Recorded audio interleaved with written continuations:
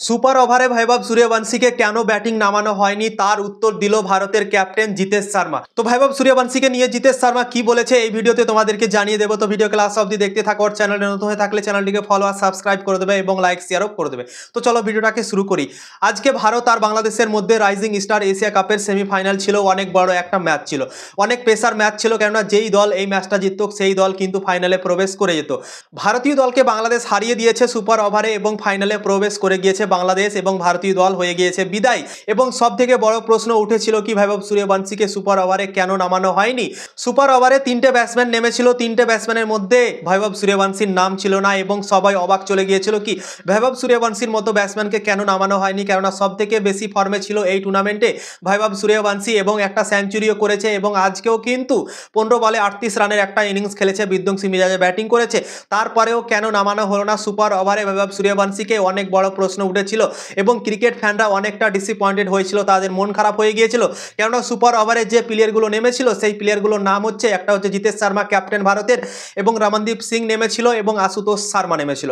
তো রমনদীপ সিং নন স্ট্রাইকে থেকে গিয়েছে এবং আশুতোষ শর্মা আর জিতেশ শর্মা দুজনই কিন্তু একটা একটা করে বল খেলে আউট হয়ে গিয়েছে, খাতাও খুলতে পারেনি। এবং তারপর থেকেই প্রশ্ন উঠতে শুরু হয়ে গিয়েছে কি বৈভব সূর্যবংশীকে কেন নামানো হলো না।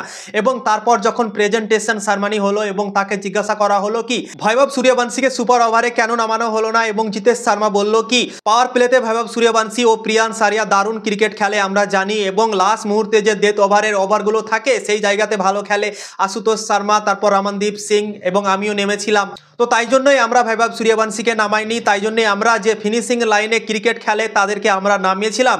জিতেশ শর্মা এই উত্তরটা দিয়েছে এবং তারই নাকি ডিসিশন ছিল বৈভব সূর্যবংশীকে না নামানোর। জিতেশ শর্মা নিজের ঘাড়ে নিয়ে নিয়েছে সেই দোষটা এবং বলেছে কি আমি ডিসিশন নিয়েছিলাম বৈভব সূর্যবংশীকে না নামানোর এবং রমনদীপ সিং আর আশুতোষ শর্মাকে নামানোর ডিসিশনটা আমার ছিল, সে নিজে স্বীকার করে নিয়েছে, ঠিক আছে।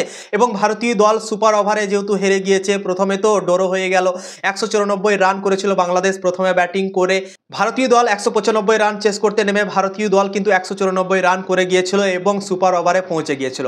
সুপার ওভারে ভারত ব্যাটিং করতে নেমে বৈভব সূর্যবংশীকে নামায়নি, তিনটে ব্যাটসম্যান নাম বললাম, সেই তিনজন নেমেছিল এবং খাতাও খুলতে পারেনি। প্রথম 2 বলে 2টো উইকেট পড়ে গিয়েছিল এবং 1 রান বাংলাদেশকে দিয়েছিল টার্গেট ভারত। তারপর 2 বলে বাংলাদেশ 1 উইকেট হারিয়ে জিতে গেল এবং ফাইনালে প্রবেশ করে গেল এবং ভারতীয় দল বিদায় হয়ে গেল এই টুর্নামেন্ট থেকে। এবং সব থেকে বড় প্রশ্ন সবারই মনে জেগে গিয়েছিল কি বৈভব সূর্যবংশীকে কেন সুপার ওভারে নামানো হয়নি, এবং তার উত্তর দিল জিতেশ শর্মা এবং বলল কি পাওয়ার প্লেতে বৈভব সূর্যবংশী ভালো খেলে এবং স্পেশালিস্ট ব্যাটসম্যান নেমিয়েছিলাম যারা ফিনিশিংয়ের লাইনে ভালো খেলে, তাদের জন্য তাদেরকে সিলেক্ট করেছিলাম, এটা আমার ডিসিশন ছিল। জিতেশ শর্মা নিজেই স্বীকার করলো।